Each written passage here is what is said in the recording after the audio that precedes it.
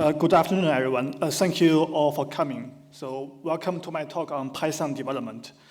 It is a great honor for me to be here in this wonderful venue. And I want to thank the conference organizers for this, hosting this such an amazing event. So today I will be talking about how to supercharge your Python code by introducing C++ language in your Python environments and notebooks, just to increase your coding performance and speed. So today's talk is titled Speed Matters, Accelerating Python with C++ and Pybind11. So in this talk, I will demonstrate primarily how to use a popular Python library called Pybind11 to import custom code written in C++ as pure Python functions or classes. So we'll start with some Python and C comparisons and why we might need introducing C++ in your project. And then we will talk about how easily it can be to implement these two coding languages together. And these are not there are a lot of complex C language related knowledge involved here. And you don't even need to know how to write C language code. So this talk is just to provide you with some basic ideas for how to write faster Python code and prepare you for any possibility in the future that you might eventually want to look into, just in case you run into some performance issues with pure Python. So first, just a few words about myself. So my name is Peichao. I'm currently a PhD student at the University of Cambridge. So my dissertation focuses on a group of archaeological artifacts called the Oracle Bones, which was housed at the Cambridge University Library. And some of the major research tasks I do involve the study of archaic inscriptions inscribed on these artifacts, and also some OCR model training and some natural language processing and a lot of image-related tasks, like image segmentation or fragment reassembly, using computer vision techniques. So there is quite a lot of coding involved in my PhD research. And Python is my main coding language, which I believe is the same for most of us here. And but do note, I'm not a computer science major student, so take it easy on me if I do spell any mistakes in my talk. Of course, besides Python, I also do some JavaScript for web development and, of course, some minor C and C++ training. So, for example, here are some so-called Oracle bones I study for my PhD research. So these are from almost 3,000 years ago. And these are the products of ancient divination. And typically has a lot of characters inscribed on the front and the back of the artifacts. However, most of them are quite fragmented. So one of the main tasks we do at Cambridge is try to piece together different broken pieces to get larger and more complete artifacts. So this is usually done by using 2D curve matching or signal processing techniques. And to achieve this fragment reassembly task, we find ourselves often need to do a lot of pairwise comparisons, which involve a lot of loops and programming iterations. So in which case, the coding performance and the algorithmic efficiency is quite critical here. Especially as you can see here in the PowerPoint, there are actually a lot of objects involved and excavated. So the base number of the computation is huge. And in this case, even a few millisecond or even nanosecond speed increase can cause huge difference. And you can also save a lot of computational resources. Of course, the same logic also applies for any other large-scale projects in data science or scientific computing, where the basic data set might exceed expectations. So besides development for image-related tasks, I also have created a website called the Ocular Academic Website. So in this website, I launched a self-designed archaic font for Oracle inscriptions, and also a lot of MySQL-based data and databases for searching and indexing these archaic characters. So if you are curious about some of the work we have been doing at Cambridge, so feel free to check the website out.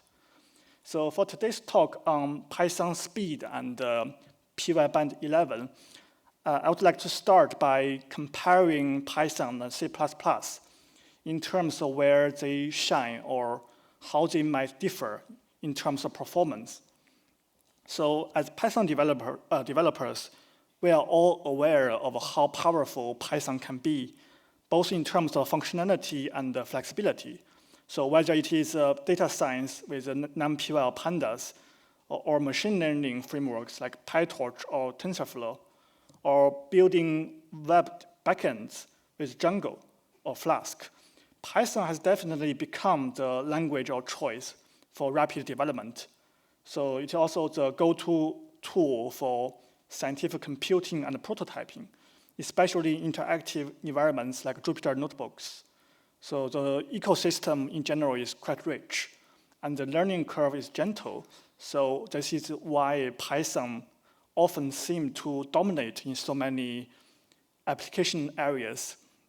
So on the other hand, C or C++ language live in a completely different world. So they are the de facto backbone of the high-performance systems or operating systems, or some embedded software or real-time applications. So they can power game engines or graphics libraries like Unreal or Vulkan. So they are also used where performance or low latency are virtually non-negotiable. So other options like trading platforms or databases or compression engines all rely on using C++ language. So this language will give tight control over memory and software performance. So in these areas, the speed advantage of compiled coding really shows. So when it comes to the raw performance issues, this difference becomes very huge.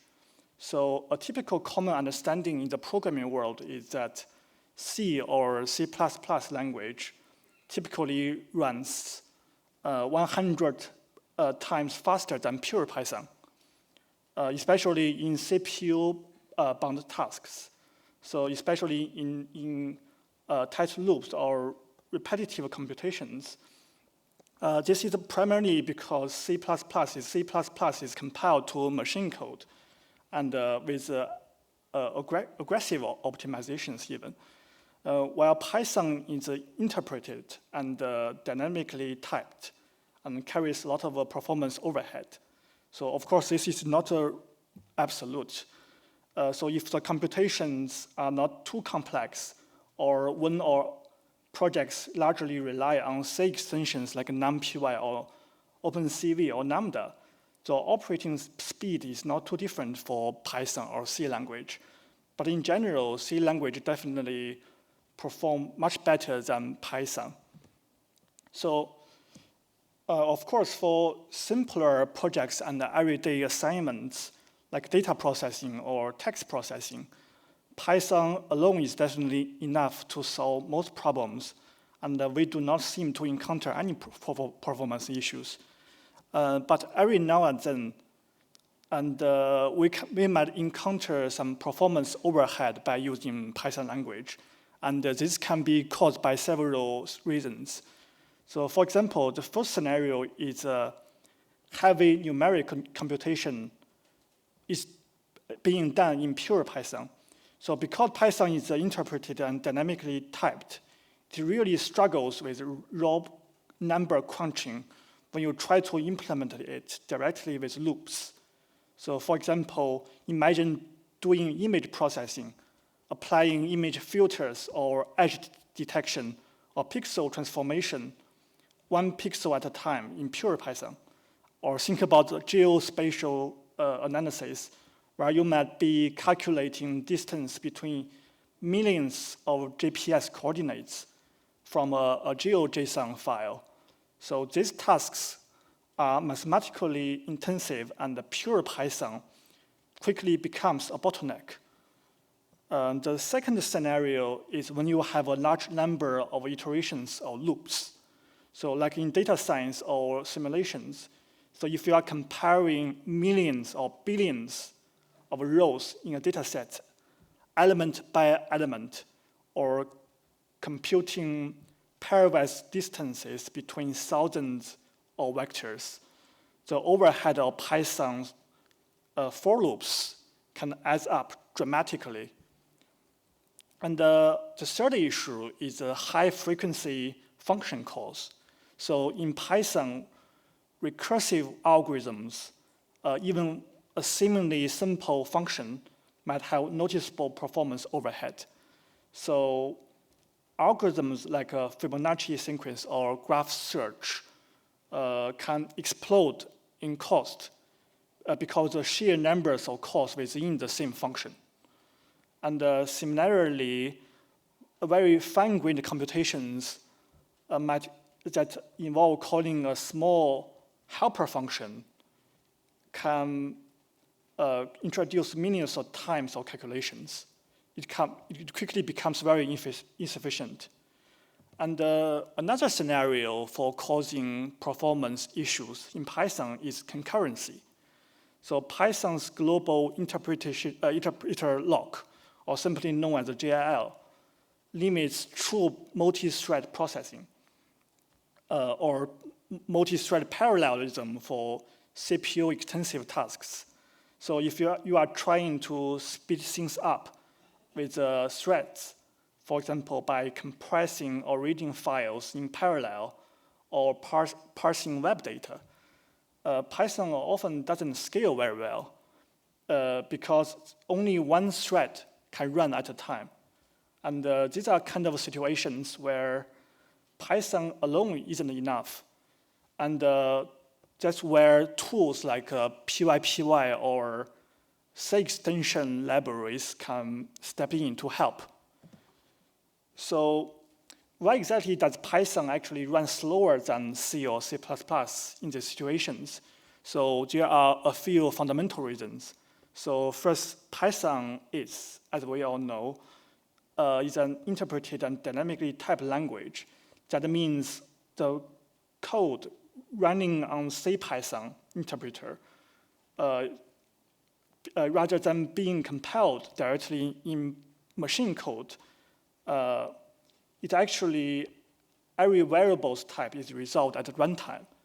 And this adds overhead compared to C languages where types or variables are fixed and the code is heavily optimized because it is done before execution. And secondly, even simple operations involve multiple layers of work. For example, something basic like a plus b function, it requires function calls, type checks, and object allocations in Python. Well, in C or C++ language, it just boils down to very simple machine instruction. And thirdly, Python's memory model isn't cache-friendly. This is all we all know, really, because lists and dictionaries in Python are flexible, but they rely on pointers and indirection, which can lead to very poor CPU caching utilization compared to C languages. So together, these factors can explain why Python will trade speed for flexibility, for performance. So if you are really chasing C language-like performance, we need to consider other options. So how exactly can we make Python much faster than pure Python? So there are several popular strategies, which I believe most of us might have tried one of them at some point. But each of them, in my opinion, comes with trade-offs. So one common approach for increasing Python performance is to use vectorized C or C++ libraries, so like NumPy or SciPy or OpenCV. These are known to be incredibly fast because they are built on C infrastructure. And they can be considered as C extensions. But these are also very task-specific. So NumPy is great for matrix computations, and the OpenCV excels only at image processing tasks. So once you step outside these domains, you are stuck. So another option is multi-threading. So this works very well for I/O-bound tasks, so like downloading files or handling network requests. But for CPU-heavy work, like where GIL is involved, only one thread can run Python code at a time, so you don't really get true parallelism. So we don't normally use multi-threading. We only use multi-threading in databases or building backends. So here, instead of the above-mentioned approaches like OpenCV or NumPy, which are quite limited, I'm introducing an entirely different approach called Pybind11. So Pybind11 is essentially a modern C++ header-only library. So that makes it very easy to expose C language code to Python.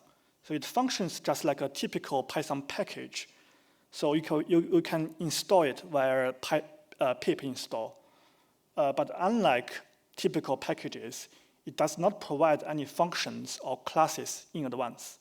So instead, we need to write the C++ code ourselves, and especially those performance-critical code in a C++ file, and then export them and import them in a Python notebook or script. So the potential of this is just limitless. Compared to other packages, the main upside is flexibility. So you can virtually write any code you want. And whether it is simple mathematical functions or complex data parsing logic, it can be at least 100 times faster than Python. So you can even build a whole new module involving new data types or classes in C++, and then import them as pure Python. In comparison, performance-wise, Pybind11 libraries are just like our OpenCV, but unlike NumPy, Pybind is not limited to specific tasks like matrices or image processing, or require any additional package installation or hardware setup. So in my opinion, Pybind11 is really an underrated package. If using it well, it can really create wonders or miracles for your coding performance. So how exactly do we set up Pybind11 and building our first C module? So well, it's actually much simpler than it might sound. Normally, compiling and using C++ code in any actual project, as we know, can be insanely difficult and struggling. But with Pybind, the compiling is done by the package, so it can actually be solved using a Python-like syntax. So the basic workflow is very straightforward. You take functions or classes you want to speed up, rewrite them in C++ code, and then export them using Pybind11. So for example, on the right side here, we can rewrite max or min function in C language. So once we write them and exporting them using Pybind, we can actually using it as pure Python. And a very typical project structure can be minimal. You just need a file like a function CPP file, and this is where the C functions live, and a setup PY. So this is actually all it takes. There are 3 small components. So to give a very minimal example here, we can just create a file named functions.cpp and try to rewrite functions here. And then this can be literally anything you want. And once these are written, and we can follow the official documentation provided by Pybind11 to export them. So this is the basic boilerplate where you can use for writing very simple template for for this library. And once we created the C++ file, we can just create a new Py file, Python file. This is for compiling the C language file. So this is essential when you run the command line to build a module and import in Python. So this is just the basic instructions. There's no need to edit them. And once that's done, we can just import this module as pure Python. So this is just like using a native Python module. So we only need two files. One is the code you need to write in the C language file, and then a setup Py for compiling the code. And what's the performance increasing for this approach? For example, we can try this on a Fibonacci sequence algorithm, which is quite simple. It's just a one-line code in both Python and C++. And the performance increase is just quite significant because this is a recursive algorithm and it has some kind of performance limitations in Python. So each loop may have a 700 milliseconds of runtime if you written in pure Python. However, if you rewrite it in C++ and export them via Pybind11, it can be actually 300 times faster than pure Python. So this is quite significant. You can literally rewrite anything you want, from simple mathematical functions to very complex data parsing logic. All you need to do is to identify the weak links in your coding logic and select the specific functions or classes and rewrite them via the C language. And other examples also involve some other complex data parsing logic or mathematical functions. Also, the speed performance is just quite significant. It's at least 100 times faster than pure Python. Of course, this is not applicable for any situation. For example, the multi-threading doesn't work very well in C++ because once you import the C language code into Python, you are actually running the code in Python. It's not a separate C project, but rather a Python project. So using this approach is quite suitable when you are running a Python language-oriented project, which I think that's actually the case for most of us here. So for everyday assignments or Docker-based projects, so you can just create two additional files like I showed in the PowerPoint and rewrite any performance-critical code in them and then use them as native Python functions. So this actually are creating much faster performance and speed for your projects. So I think this is quite significant because compared to PyPy or Python or Lambda, the latter often involve a lot of extra syntax. However, if you are using this approach, all the instructions are quite clear. You only need to master two small snippets. And you can write functions in your native Python code and convert them into C using ChatGPT or language models. So the complexity of this kind of operation is quite small, and the performance gain is rather huge. And this is the main takeaway for my presentation today. Okay, thank you.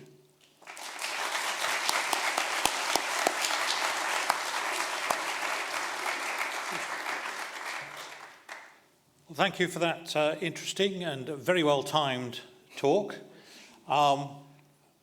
Would you like to just give another round of applause for all the speakers we've had on this afternoon?